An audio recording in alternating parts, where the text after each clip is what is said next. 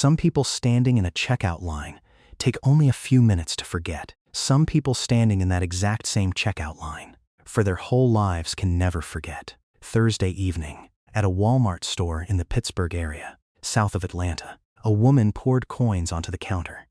She counted them slowly, her lips moving to each number, her hands trembling slightly from the cold, or from something heavier than the cold no one knew.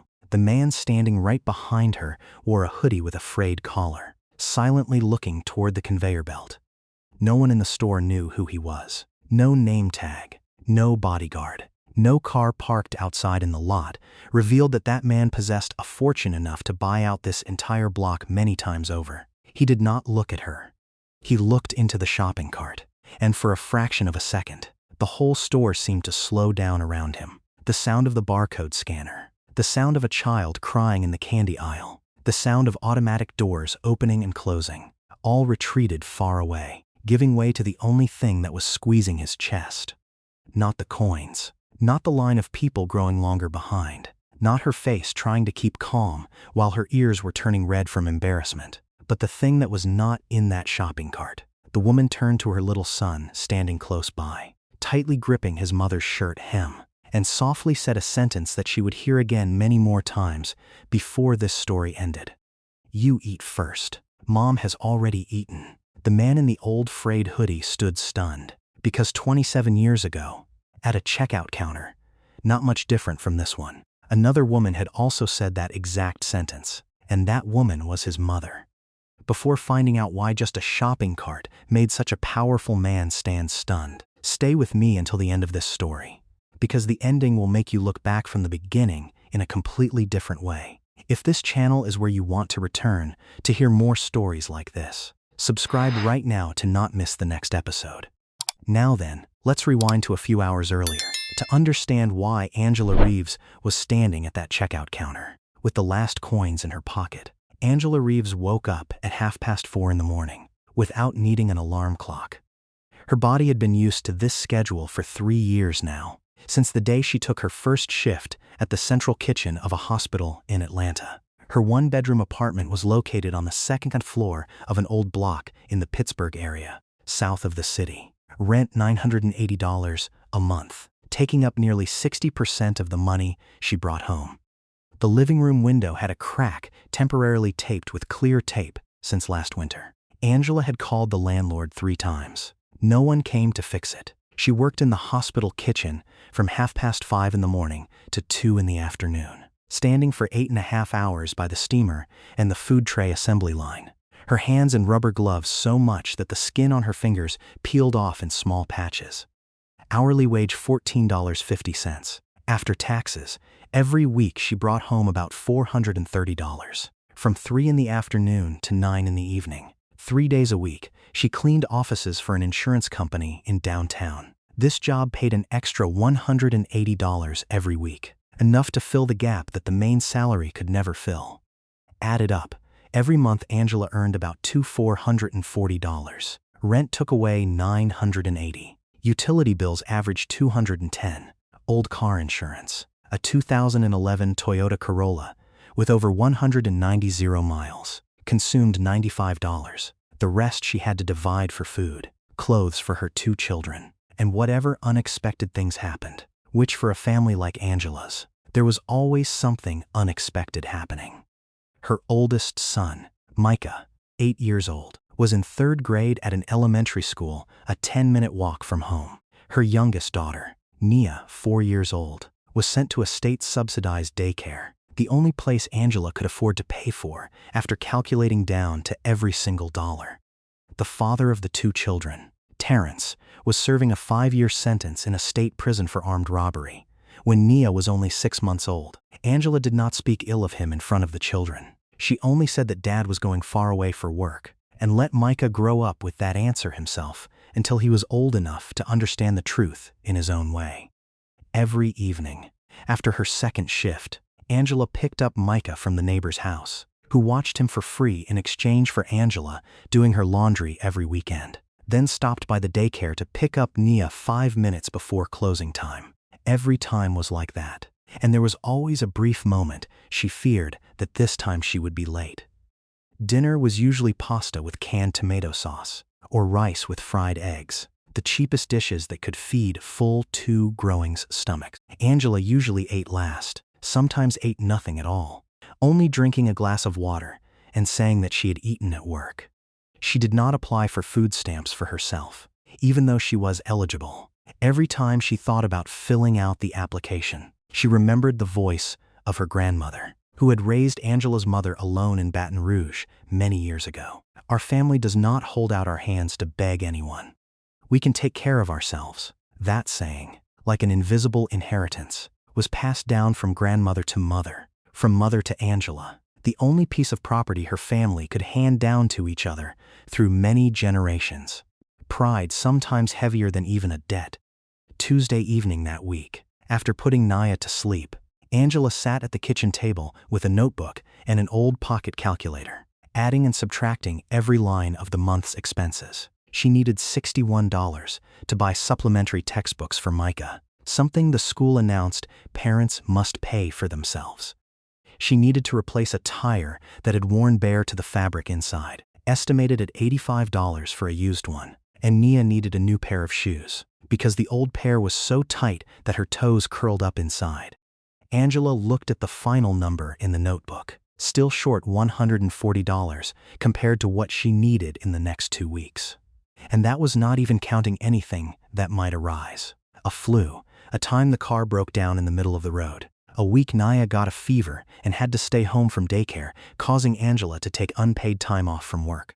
She shook her head, folded the notebook, and stuffed it into the kitchen drawer, then stood up, pulled the curtains of the window with a tape-patched crack to block the wind, when the phone in her jacket pocket, hanging on the door hook, suddenly vibrated one short sound.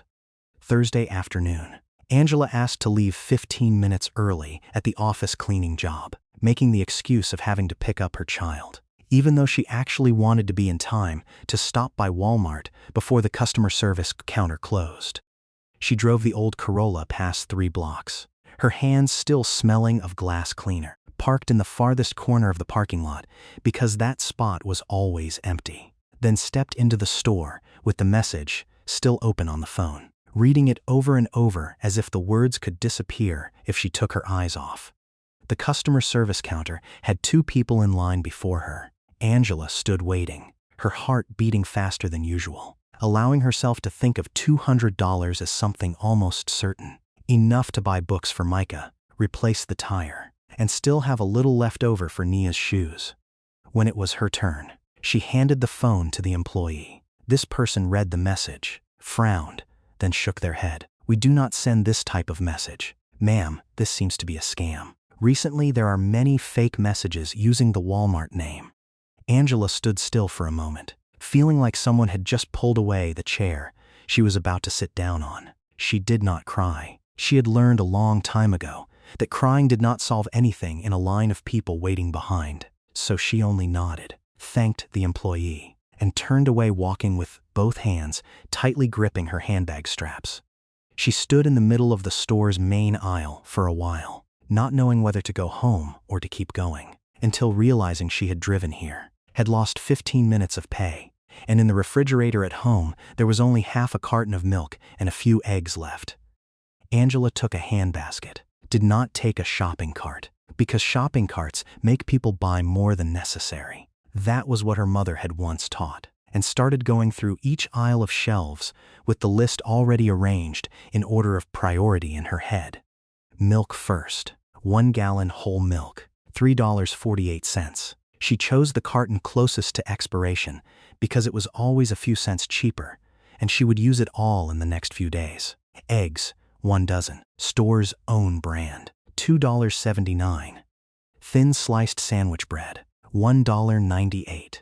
She stopped at the cereal shelf longer than usual, looking at the familiar yellow box of Cheerios that Micah liked, $4.12. Then looked over to the generic brand cereal box next to it, $1.50 cheaper, blander in taste but still edible. She picked up the generic brand box, put it in the basket, trying not to think of Micah's face when he discovered that was not the kind he liked. Peanut butter, store brand kind, white label with simple letters, a small bag of apples, discounted kind because a few were slightly bruised. Children's socks for Naya, size 4, because the old pair had started to have holes at the heels. 2 lined notebooks for Micah, the cheapest kind on the stationery shelf, not the kind with superhero covers he had pointed at earlier in the school year. She calculated mentally in her head as she walked, a habit so deeply ingrained that she did it without needing to try. By the time she stopped at the end of the dairy aisle, the total in her head was about $34, and she knew she could still add a small carton of yogurt for Nia, the child who liked eating yogurt more than anything else. She picked up the yogurt carton, looked at the price, $3.29 for a 4-pack, then put it back down on the shelf, not because she did not have enough cash in her wallet, but $3.29 today could be $3.29 less for a tire not exploding in the middle of the highway next week. When she was driving Naya to daycare, she shook her head, as if she could shake that question out of her head with a simple physical boom, then continued walking toward the dry goods aisle, where she still needed to buy a box of children's cough syrup, because Micah had been coughing for 2 nights straight, and she did not want to leave it any longer. She turned toward the checkout counter, the handbasket in her hand starting to get heavy. 3 small bags containing messy coins in her jacket pocket, clicking with each step. Coins she had gathered for 2 weeks from change returned, from the bottom of her wallet, from the glass jar on top of the refrigerator that she and Micah still jokingly called our family's bank. She chose the line with the fewest people, stepped into position, placed the basket on the counter, and began unloading each item onto the conveyor belt, in the exact order she had arranged in her head. Milk first, then eggs, then bread. Her hand had just set the milk carton down when she heard footsteps stop right behind her, so close that she could feel the cold air from the nearby freezer sneaking through the gap between the 2 people. The man standing in the checkout line, the yellow cereal box fitting neatly in the palm of his hand, his eyes following the way the woman in front placed each item onto the conveyor belt, slowly, orderly, like a ritual that she had repeated hundreds of times in her life. There was something in the way she put the milk carton down, carefully, not letting it make any extra noise, that made him remember another pair of hands, a long time ago, that also so used to put each item down on a checkout counter exactly like that. Robert Marcus Webb, 43 years old. Most people called him by his middle name, Marcus, because the name Robert belonged to his father, the person he had never met once in his life, only known through a line of text on his birth certificate. Marcus owned Webb Cold Chain Solutions, a cold transportation and storage company specializing in serving the pharmaceutical and medical industries, operating in 23 states, with revenue last year exceeding $3.1 billion. His company transported vaccines, insulin, blood test samples, things that were not allowed to be late by 1 hour, not allowed to deviate by 1 degree Celsius, because behind every shipment there was always a life waiting. He did not appear on magazine covers often. He refused most interview invitations, and when forced to accept, he always spoke briefly, never telling about his background, letting the reporters fill in the blanks themselves with safe speculations. A smart boy, a prestigious university degree, a startup loan from family. None of those were true. Marcus grew up in the English Avenue area, west of Atlanta, in a 2-room apartment that he shared with his mother and 2 aunts. 3 adults and 3 children crowded into a space where noise from this apartment leaked to the other apartment through the paper-thin wall. His mother, Ruth Webb, worked at a chicken packaging factory in the suburbs, night shift, 12 hours at a time, standing on the freezing cold cement floor throughout the whole shift, hands in thick rubber gloves, the fishy smell of raw meat clinging to her hair so much that Marcus could recognize his mother coming home just by his sense of smell, even before hearing the sound of the key inserted into the lock.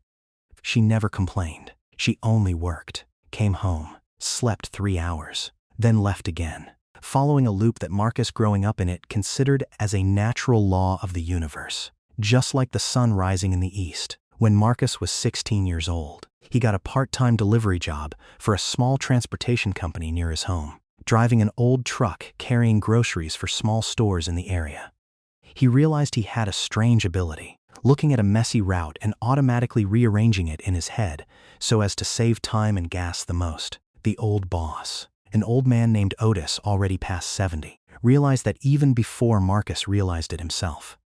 "You have an eye for systems, son," Otis once said, sitting on a folding chair in front of the garage door, an unlit cigar clamped between two fingers. "Most people only see a single trip. You see a whole network." At 22 years old, after working long enough to save up a small amount of money and borrowing an additional $100 from a community credit fund that almost refused because Marcus's credit score at that time was only 592, he bought back Otis's old truck when the old man retired and started his own first transportation company with exactly one customer, a small pharmacy needing to transport medicine to suburban clinics that large companies did not bother to stop by.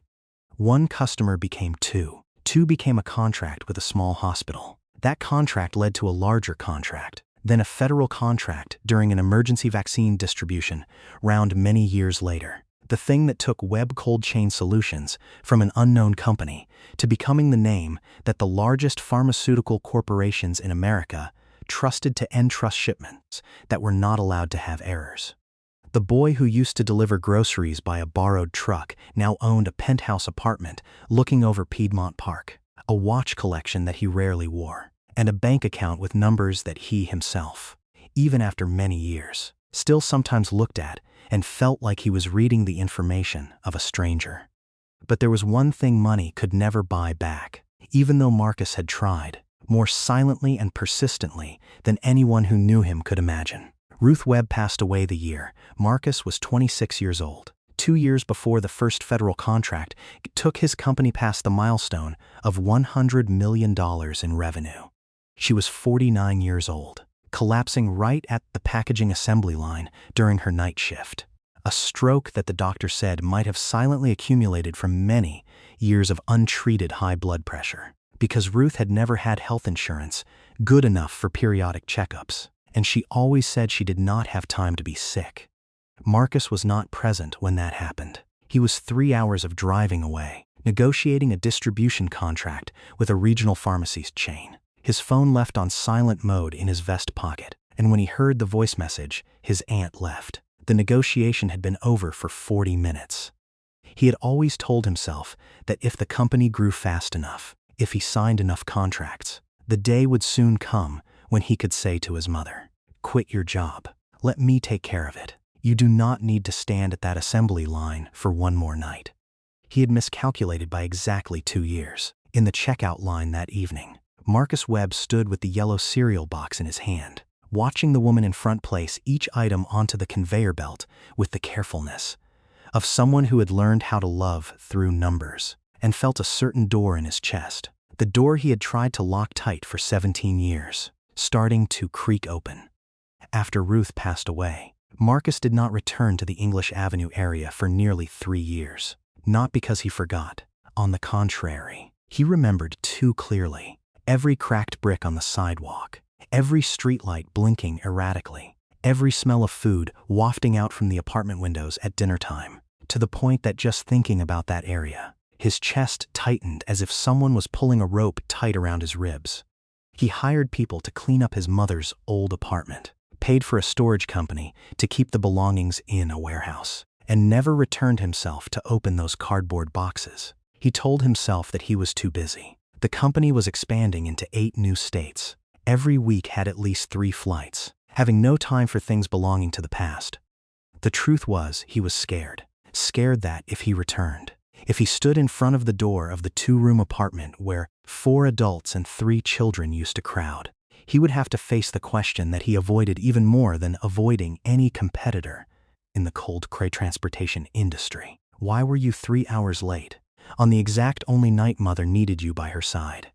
His eldest aunt, Aunt Cora, called every few months, inquiring, inviting him back for dinner on holidays. And every time Marcus always found a reasonable excuse to refuse, an unmovable meeting, an unexpected business trip, until Aunt Cora stopped asking, not because she was angry, but because she understood, in the way the women in his family always understood everything, without anyone needing to explain. that her nephew was running away from a place where his feet no longer remembered the way back.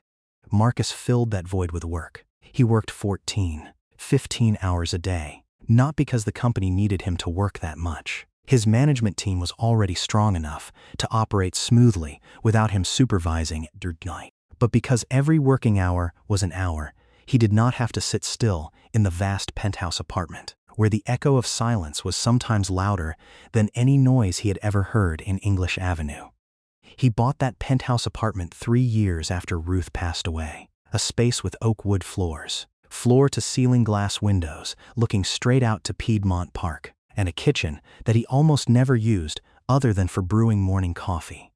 The interior designer he hired once asked what style he wanted: cozy, modern, classic, and Marcus only answered one sentence: anything not too noisy. He did not marry. He used to have a 4-year-long relationship with a lawyer named Dana, who eventually left not because of a lack of affection, but because, as she said in the final conversation between them, "You live like a person waiting to be forgiven for something. Marcus and I do not know what that is, because you have never told me." He did not tell, because he himself was also not sure what he needed to be forgiven for: his success, or his absence, or both, intertwines together so much that it was no longer possible to distinguish what was the cause, what was the consequence. Every year, on the anniversary of Ruth's death, the 11th of November, Marcus gave himself the only day off in all 365 days. His assistant, a woman named Yolanda, who had worked with him for 7 years, knew not to schedule any meetings on that day, needing no reason asked, simply leaving the schedule blank and not bringing it up again. On that day, Marcus wore an old gray hoodie, the only thing left over from the years he still drove a delivery truck, drove an old Honda Accord that he kept separately in a rented garage just to use on this occasion, and drove back to the English Avenue area.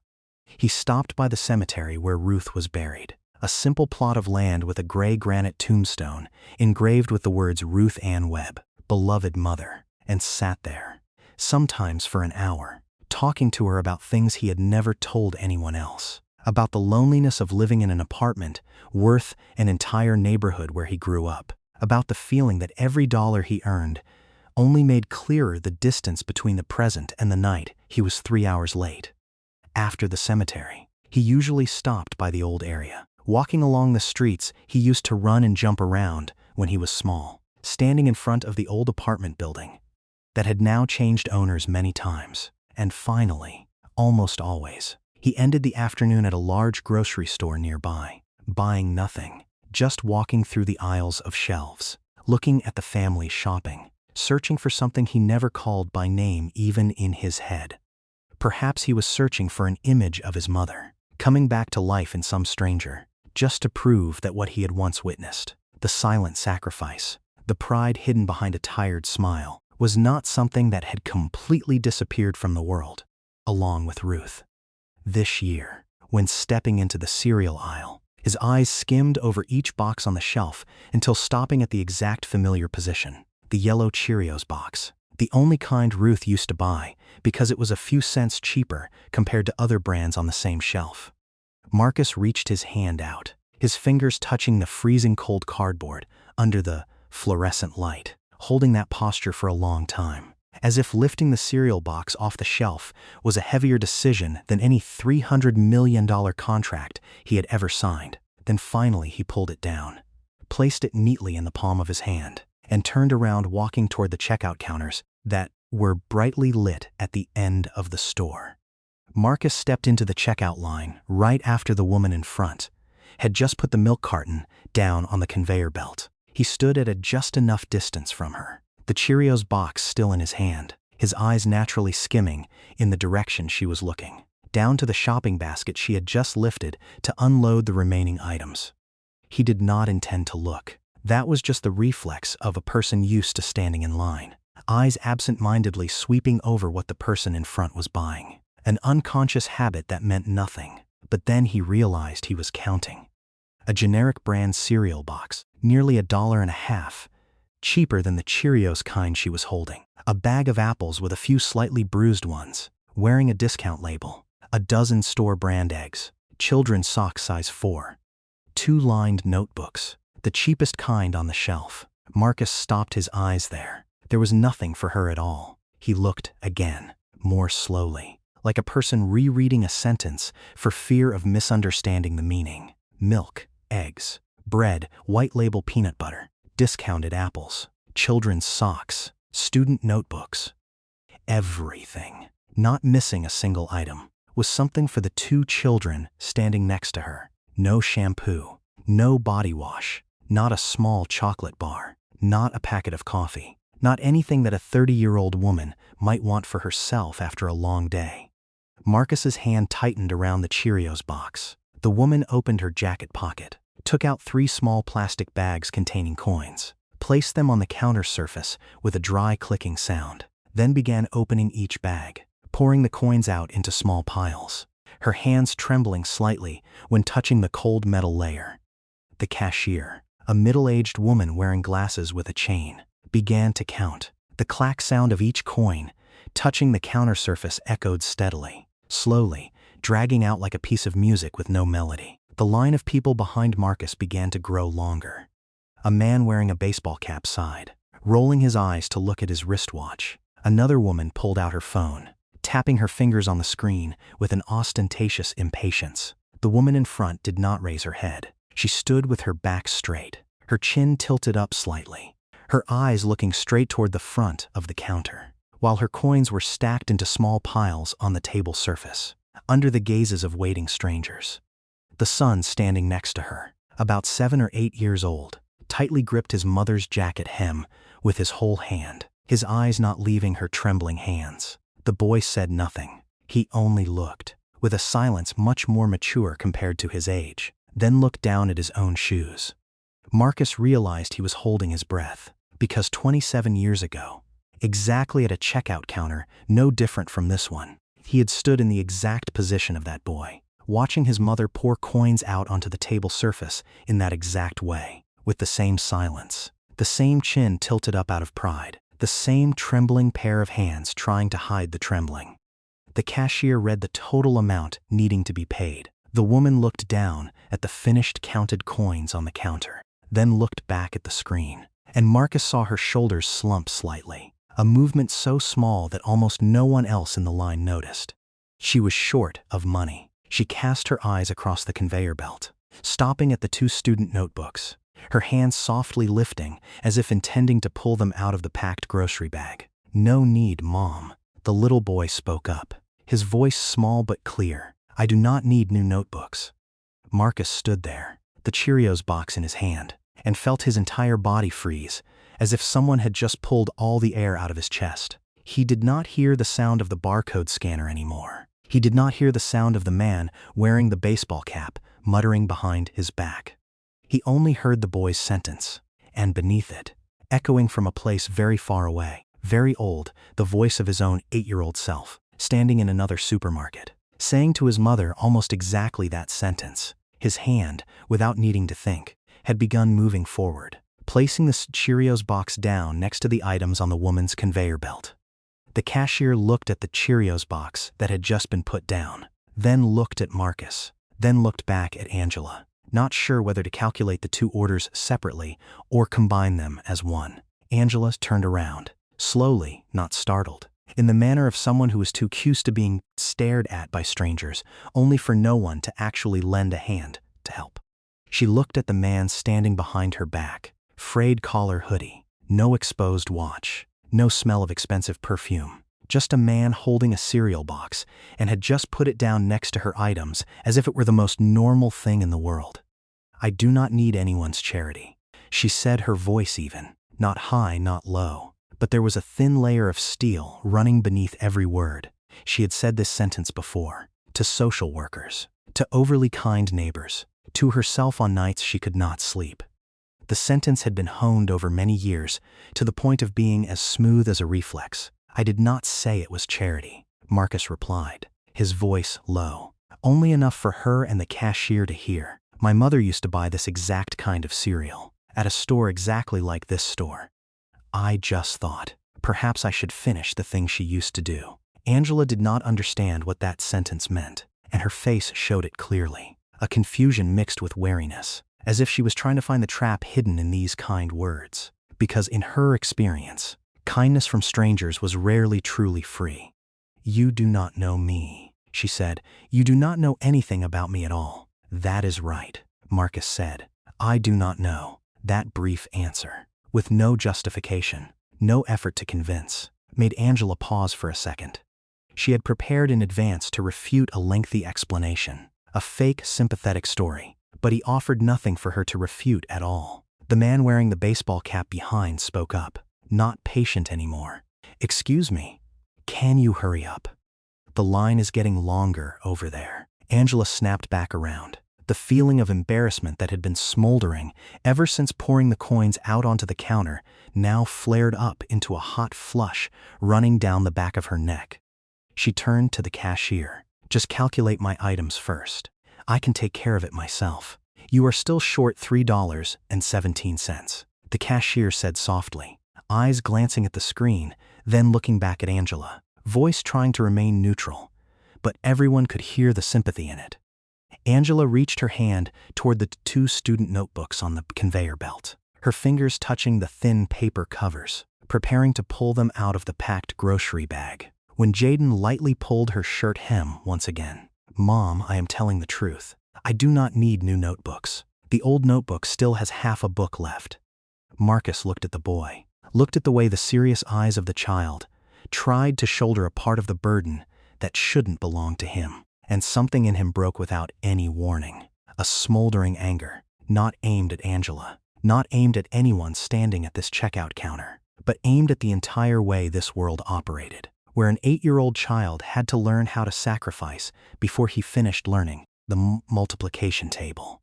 "Please," Marcus said, turning to the cashier, his voice still low but having an added unshakable certainty, "combine everything into my bill." "I already said that I do not need it," Angela said, this time her voice higher, sharper enough for a few people in the waiting line to turn their heads to look.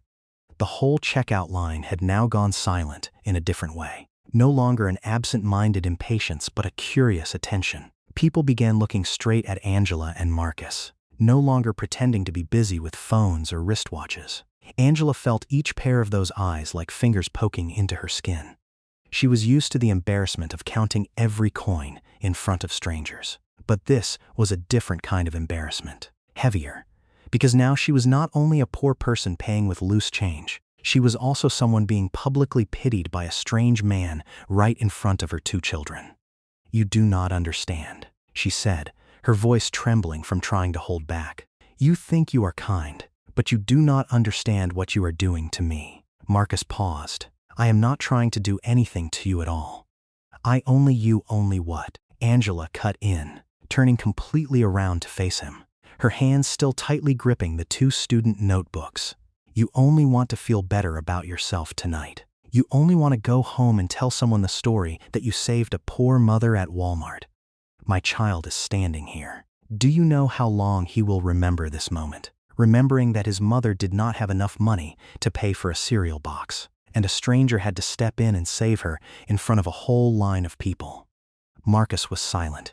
Her words hit exactly a spot he had never prepared to be hit, because he had thought about this moment from his own perspective, from his own pain, forgetting that standing in front of him was not a reflection of his mother, no, but a real woman with real dignity, and that dignity did not ask permission from anyone to exist.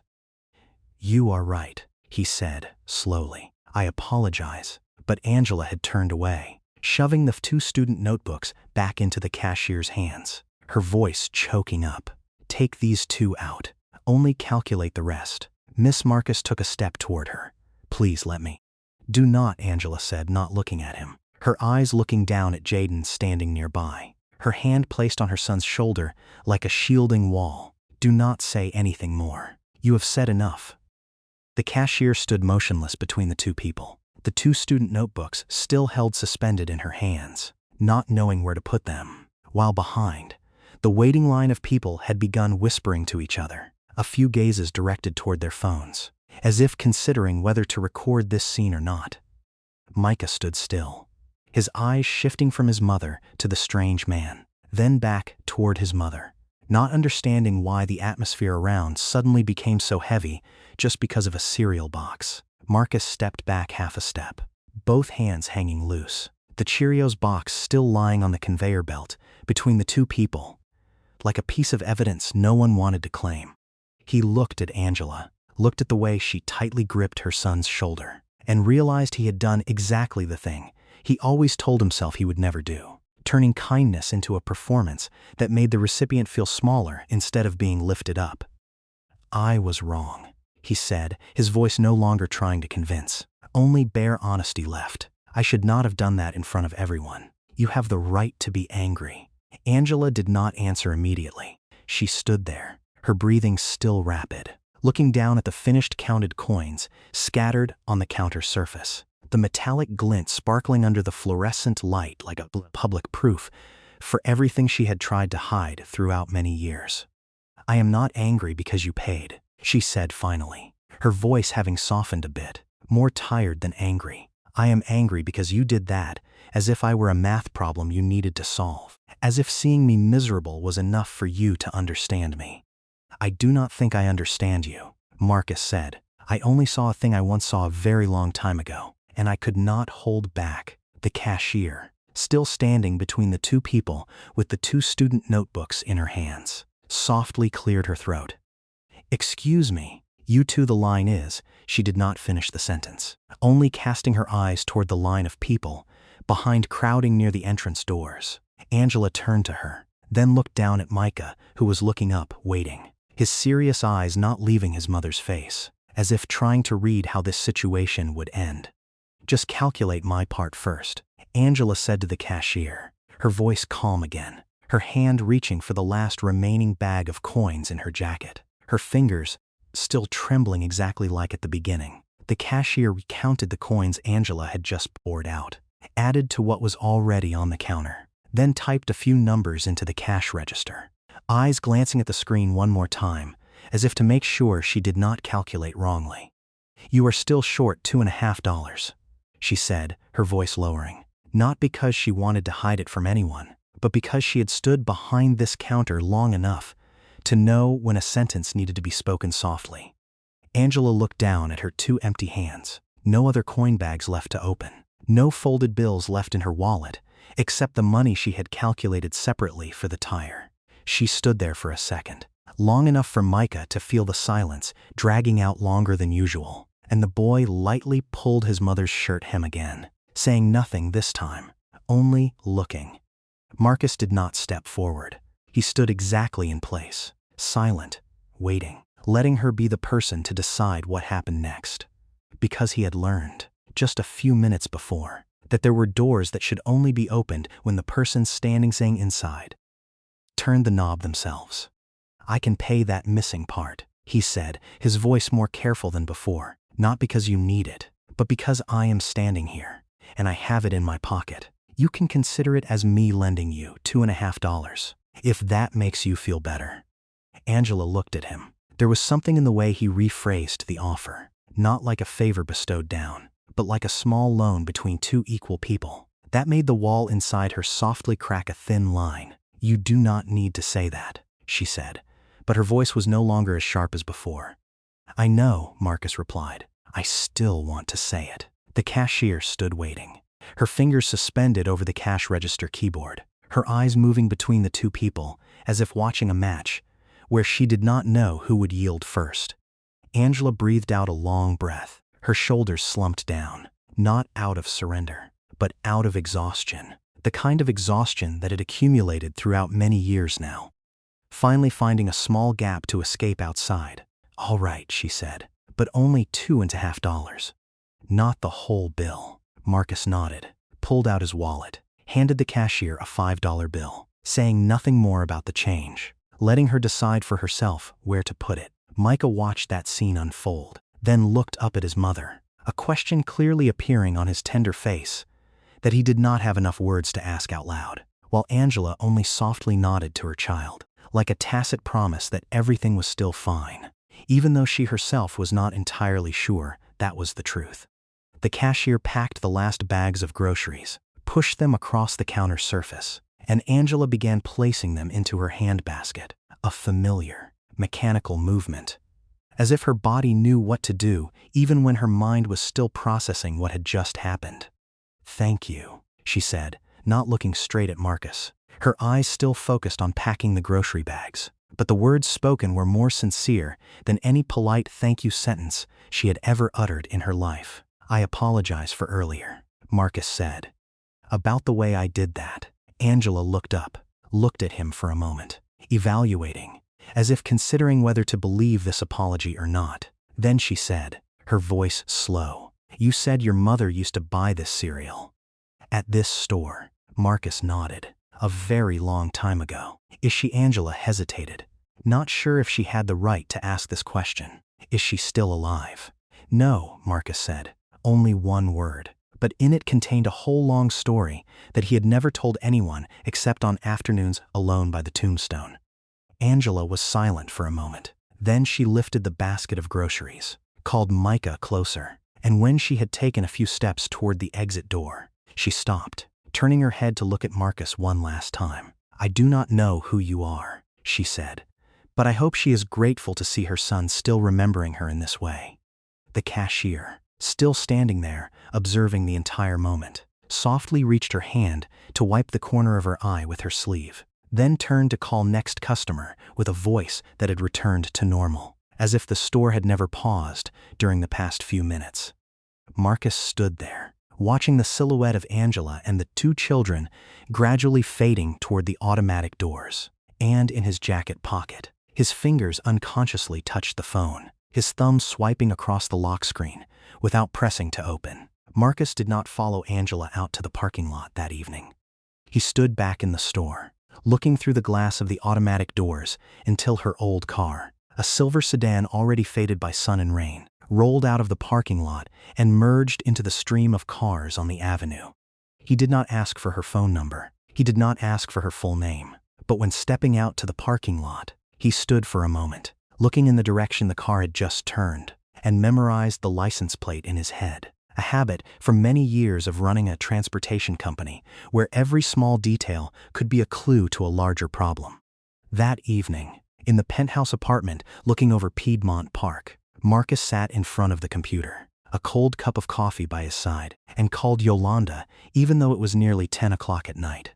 "I need you to help me find someone," he said when she answered the phone. "Not a criminal investigation, just basic information, living situation, so I know what I can help with without making her feel intruded upon." Yolanda, who had worked long enough with Marcus to not ask questions about unusual requests at 10 o'clock at night, only asked one sentence back. "Are you sure?" "I am sure," he said, even though he himself did not completely understand why he was so sure. 2 days later, a brief file lay in Marcus's email inbox. Angela Reeves, 31 years old, born in Baton Rouge, moved to Atlanta at 22 years old with her mother. Used to attend a practical nursing program at a community college, completed 2 semesters with a 3.6 grade point average, forced to drop out when pregnant with her first child because she could not afford to pay for daycare while still going to school. Currently working at a central kitchen of a hospital and cleaning offices in the evening, not receiving food stamps for herself even though eligible, having no health insurance other than the state program for the 2 children. Marcus read to the final section, where it noted that the father of Angela's children was serving a sentence at a state prison, and he put the file down, leaned back in his chair, looking out the window frame where the city lights of Atlanta stretched out like a map of thousands of similar stories happening at the same time without anyone seeing. He thought of the number he once read in an internal report of the charity fund his company sponsored last year, that 1 in 8 households in America fell into a state of food insecurity. And in the southern states, this rate in families headed by a single mother was 5 times higher compared to households with 2 adults working together.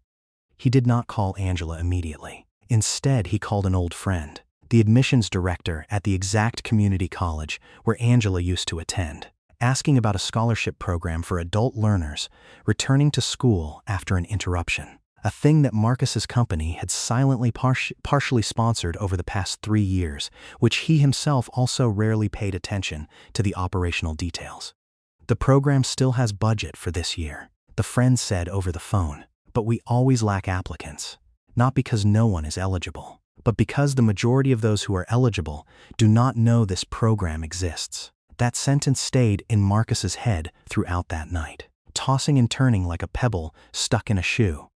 It was not a lack of money that was the biggest wall separating people from a better opportunity. Sometimes the wall was simply that no one had ever told them that door existed.